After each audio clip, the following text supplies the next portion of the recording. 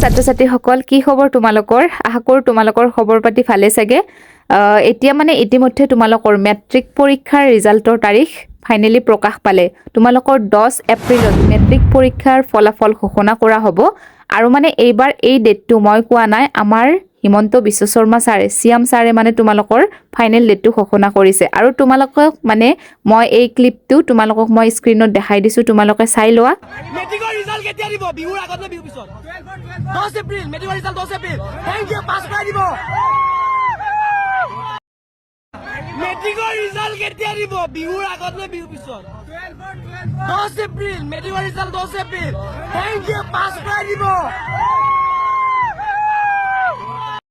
গতিকে তোমালোকেতো নিজে গমে পালা চাই ললা সিএম ছাৰৰ মুখেৰে শুনিলা গতিকে তোমালোকৰ মানে 10 এপ্ৰিল তাৰিখে তোমালোকৰ মেট্ৰিক পৰীক্ষাৰ ৰিজাল্ট ফলাফল মানে ঘোষণা কৰিব আৰু গতিকে তোমালোক সকলোৰে ৰেডি থাকা মানে এক্সাইটেড হৈ থাকা সকলোৰেতো ৰিজাল্ট ভালে হ'ব গতিকে মানে কোনে কিমান মানে ডিভিজন পাবা কোনে কিমান পাৰ্চেন্টেজ পাম বুলি ভাবি আছা আৰু কোনে কিমান মানে এনজয় কৰিম বুলি ভাবি আছা ৰিজাল্টক লৈ সেইবিলাক মোক মানে কমেন্ট কৰি জনাবা গতিকে ভিডিওটো আজিলৈকে ইমানখিনি আছিল যদি তোমালোকে ভিডিওটো চাই ভাল পালে প্লিজ এটা লাইক কৰিব আৰু মোৰ চেনেলটো সাবস্ক্ৰাইব কৰিব আজিলৈকে ধন্যবাদ